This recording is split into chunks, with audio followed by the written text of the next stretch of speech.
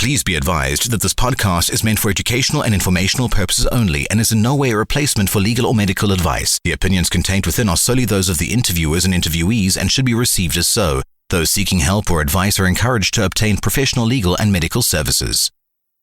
Check, 1 2 1 2. Live across the universe. Check it out. Ladies and gentlemen, It's about that time, y'all. you are now in the mix. It's time to wake up, folks. Don't touch that button. You're locked in to Wake Up Live from K.L.P Studios. Good morning, everyone. Welcome back to Wake Up ATL with Blondie and Cera. We hope your week is going well. We have a packed show this morning. Here's the latest. You know what's wild. Canada just announced they're planning to spend 280 billion Canadian dollars to completely transform their economy. That's like rebuilding their entire economic foundation while the house is still standing.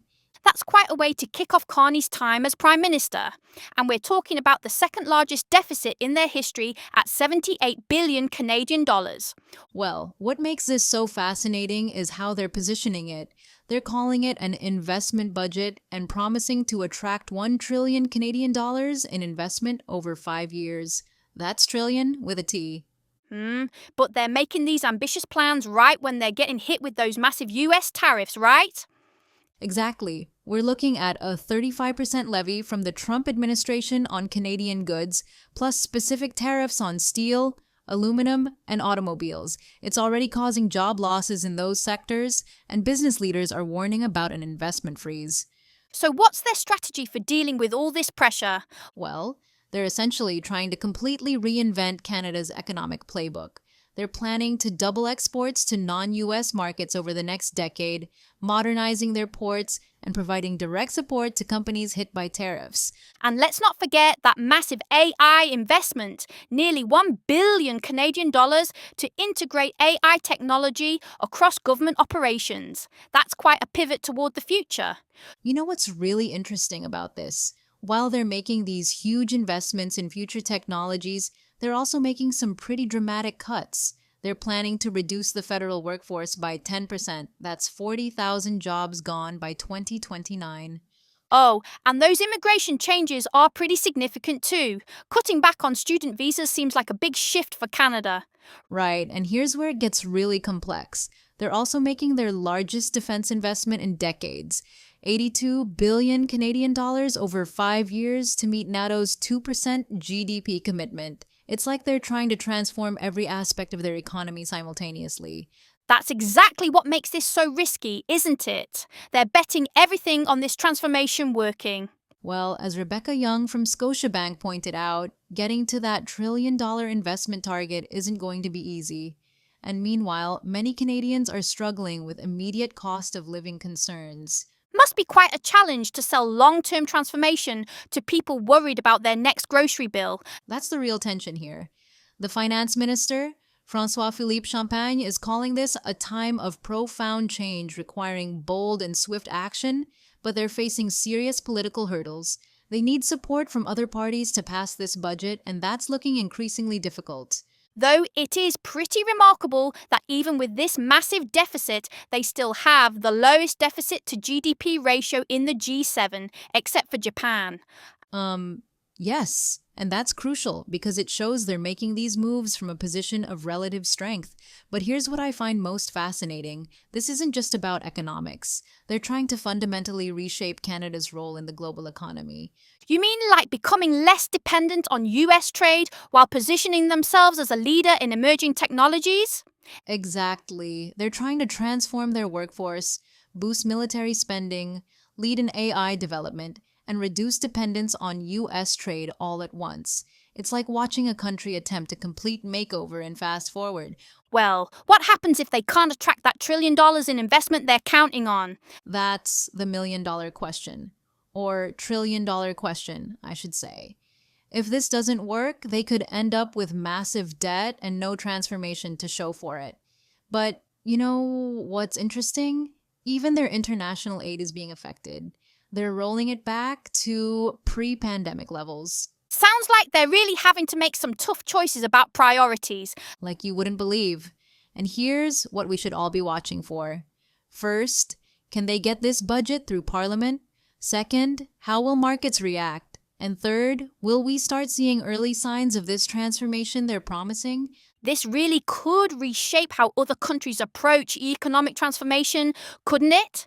Absolutely could. Whether this succeeds or fails, it's going to be a case study in how countries can, or can't, reinvent themselves in response to global pressures.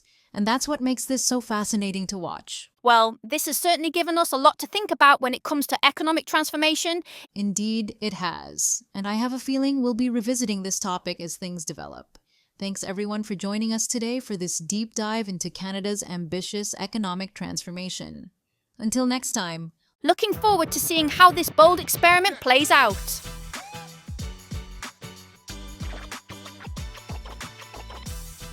Hey folks, Kennedy Lucas here. Coming up next on Wake Up ATL. Flight delays continued at U.S. airports Sunday amid air traffic controller shortages as the government shutdown entered its second month, with Newark Airport in New Jersey experiencing delays of 2 to 3 hours. New York City's Emergency Management Office said on X that Newark delays often ripple out to the region's other airports. Travelers flying to, from, or through New York should expect schedule changes, gate holds, and missed connections. Anyone flying today should check flight status before heading to the airport and expect longer waits, the social media post added. George Bush Intercontinental Airport in Houston, Dallas, Fort Worth International Airport, and Chicago O'Hare were also seeing dozens of delays and 1 or 2 cancellations, along with major airports in San Francisco, Los Angeles, Denver, and Miami, according to FlightAware. As of Sunday evening, FlightAware said there were 4,295 delays and 557 cancellations of flights within, into, or out of the U.S., not all related to controller shortages. In July, before the shutdown, about 69% of flights were on time and 2.5% were canceled. U.S. Transportation Secretary Sean Duffy has been warning that travelers will start to see more flight disruptions the longer controllers go without a paycheck. We work overtime to make sure the system is safe, and we'll slow traffic down. You'll see delays. We'll have flights canceled to make sure the system is safe, Duffy said. Sunday on CBS's Face the Nation with Margaret Brennan. He also said he does not plan to fire air traffic controllers who don't show up for work. Again, when they're making decisions to feed their families, I'm not going to fire air traffic controllers, Duffy said. They need support. They need money. They need a paycheck. They don't need to be fired. Earlier in October, Duffy had warned air traffic controllers who had called in sick instead of working without a paycheck during the shutdown risked being fired. Even a small number of controllers not showing up for work is causing problems because the FAA has a critical shortage of them. The Federal Aviation Administration said Friday on X that nearly 13,000 air traffic controllers have been working without pay for weeks. Staffing shortages can occur both in regional control centers that manage multiple airports and in individual airport towers, but they don't always lead to flight disruptions. According to aviation analytics firm Cera, flight data showed strong on-time performance at most major U.S. airports for the month of October, despite isolated staffing problems throughout the month. Before the shutdown, the FAA was already dealing with a long-standing shortage of about 3,000 air traffic controllers. Salman Rushdie's new book, his 23rd, is also a resetting of his career. The 11th Hour, which includes 2 short stories and 3 novellas, is his first work of fiction since he was brutally stabbed on a New York lecture stage in 2022. His recovery has been physical, psychological, and creative. Just finding the words for what happened was a painful struggle that culminated with his memoir, Knife, published in 2024. Fiction, the ability to imagine, was the last and crucial step. Like the awakening of nerves once feared damaged beyond repair. While I was writing Knife, I couldn't even think about fiction. I had no space in my head for that, Rushdie told the Associated Press last week. But almost immediately after I finished the book, before it came out, it's like this door swung open in my head and I was allowed to enter the room of fiction again. 2 of the pieces in his book, out Tuesday in the South and The Old Man in the Piazza, were completed before the attack. But all 5 share a preoccupation with age, mortality, and memory. Understandable for an author who will turn 79 next year and survived his attack so narrowly that doctors who rushed to help him initially could not find a pulse. The 11th hour draws from Rushdie's past, such as his years as a student in Cambridge, and from sources surprising and mysterious.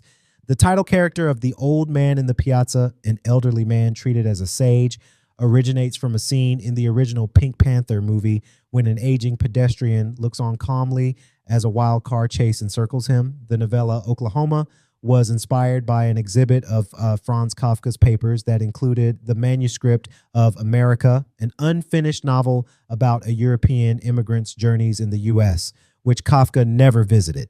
For Late, Rushdie had expected a straightforward narrative about a student's bond with a Cambridge Don, an eminence inspired by author E.M. Forster and World War II codebreaker Alan Turing.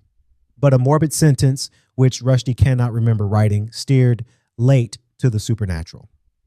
I had initially thought that I would have this friendship, Check 1 2 1 this 2. improbable Live friendship between the young student and this grand Check old it out, man, ladies and Rushdie gentlemen. explained. About that time, y'all. You are now in the mix. It's time to wake up, folks. Hey everyone, and welcome back to the podcast. Emma here, and today we're diving into some incredibly compelling new media portrayals that really caught my eye. We're going to talk about women, about the roles they play on screen, and how those roles reflect or challenge our societal expectations. Specifically, we're looking at two very different yet equally powerful stories. Jennifer Lawrence's new film, Die My Love, where she gives an absolutely raw, unmissable performance as a young mother grappling with a mental breakdown. And then we're going to pivot to the glitzier side of things with Kim Kardashian's latest venture into acting, playing a high-powered divorce attorney in Disney Plus' All's Fair. It's a fascinating contrast, from the visceral, messy reality of a woman on the edge to the polished, strategic world of legal drama. Both stories, in their own unique ways, are pushing conversations forward about female agency, mental health, and the multifaceted pressures women face today. Let's unpack it all, shall we? First up, let's talk about Die My Love and Jennifer Lawrence's utterly captivating performance. She plays Grace, a young mother who moves to an isolated country house and slowly, terrifyingly unravels. Now, you might think, oh, another grim mental health film, but here's the thing. Director Lynn Ramsey has created something truly radical. Grace isn't a tragic victim. She's a beast, a punk, as Ramsey herself describes her. Lawrence delivers an unself-conscious performance, full of animalistic energy, unwashed and uninterested in politeness. She's abrasive, erratic, and deeply, viscerally unhappy. What's so powerful about this is how it shatters the expectation of what a good, suffering woman looks like. Grace is insufferable at times, she's self-harming, she's engaging in vicious fights, and yet the film insists you stay with her. It's a raw, unapologetic look at a woman struggling against not just her own mind, but the suffocating expectations of domesticity, motherhood, and a clueless partner. It truly is a remarkable, fierce portrayal that feels incredibly real, doesn't it? Now, while many might instantly label Grace's struggles as postpartum psychosis, director Lynn Ramsey firmly resists that. She says the film is about much more: the disintegration of a marriage, the tension between creative needs and domestic responsibilities, and how a baby can change everything, not just in a mother's bond, but in her entire life structure. And I think that's such an important distinction to make. Mental health isn't always one neat diagnosis, especially for women. As psychosexual and relationship therapist Miranda Christophers points out, women need tailored support around specific life points: pregnancy, postnatally, menopause. These aren't just female issues. They're crucial periods demanding specific understanding that's often overlooked. Grace's snapback to her therapist, "I don't have a problem attaching to my son. He's perfect. It's everything else," perfectly encapsulates this. It's about everything else that suffocates a woman's sense of self, her creativity, her relationship. It forces us to ask, are we truly seeing and addressing the systemic pressures women face, or are we just quick to pathologize their responses to an often unbearable reality? It's a question worth pondering. What's truly fascinating is that Die My Love doesn't exist in a vacuum. It emerges from a long, often troubling legacy of media depicting women's mental illness, particularly when exacerbated by domesticity, men, and family.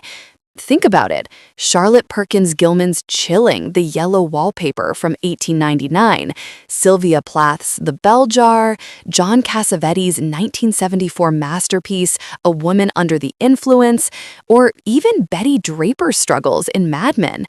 These stories consistently highlight how women's distress has been belittled, second-guessed, minimized, and often treated as a problem to be solved or suppressed, rather than understood.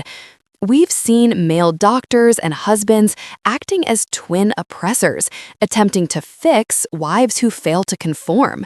The idea that erratic behavior can be a direct response to feeling ostracized and pathologized when you don't listen to yourself, when you place your trust and authority elsewhere, you begin acting mad, as author Suzanne Scanlon writes, is profoundly relevant. Grace, in her outrageous acts, almost seems to be consciously pushing back against how people treat her. This isn't just about individual struggle, it's about societal reflection. Now, let's dramatically shift gears from the raw intensity of Die My Love to the polished world of All's Fair, Kim Kardashian's new legal drama on Disney+. Kim K playing a top divorce attorney? It's definitely raised eyebrows. But here's the thing. She's been seriously studying law for years, focusing on criminal justice reform. Her pivot to acting, especially in a legal drama alongside powerhouses like Sarah Paulson and Naomi Watts, speaks volumes about her ambition and willingness to challenge expectations. She says she doesn't live in those expectation boxes, which I find genuinely admirable. The show itself, created by the brilliant Ryan Murphy, focuses on a high-stakes, all-female legal team navigating divorce for the rich and famous. It's sensationalized, yes, but it taps into a deeply relatable topic, divorce, which, as co-star Niecy Nash points out, many women share in common. It's a very different kind of woman on the edge, isn't it? One who is outwardly confident, successful, and navigating external conflicts, rather than an internal, suffocating breakdown. So, where do these two stories intersect or diverge? Die My Love gives us a woman who is messy, uncomfortable, and unapologetically beastly in her breakdown. It forces us to confront the uncomfortable truths about domesticity, creative stifling, and the specific pressures on women's mental health. It's about finding a kind of freedom, perhaps even sanity, in seeing and speaking an essential, uncomfortable truth. On the other hand, All's Fair presents women who are masters of their domain, navigating complex legal battles with skill and ambition. While it tackles the emotional fallout of relationships, it does so from a position of power and external agency. Both, in their own ways, uplift women, one by validating their deepest, most unvarnished struggles, the other by celebrating their professional prowess and drive. What do these different portrayals tell us about what audiences crave? Are we more willing to consume the glamorous conflict and resolution of a divorce drama, or sit with the raw, unsettling truth of a woman truly losing herself? It's a spectrum of female experience, isn't it? Ultimately, what both Die My Love and All's Fair demonstrates the enduring power of media to shape and reflect our conversations about women. From Grace's fierce, unhinged journey into self-discovery to Allura Grant's sharp, strategic fight for her clients, these narratives are contributing to a broader dialogue about female agency, mental well-being, and the roles women are allowed or expected to play. Whether it's the raw, visceral challenge of Die My Love, forcing us to question what sanity even means, or All's Fair, showcasing women thriving in demanding professional spheres, these stories are essential. They remind us that there's no single, monolithic female experience, and that the more diverse and nuanced portrayals we see, the richer our understanding becomes. It's an exciting time to be talking about women in film and TV, and I, for one, can't wait to see what other powerful stories emerge next. Thanks for tuning in, and I'll catch Don't touch that button. You're locked in to Wake Up Live from K.L.P Studios.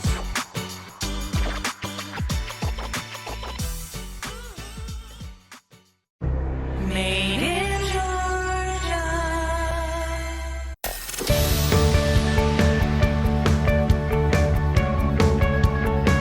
This week's episode has come to an end. But the fun doesn't have to stop here.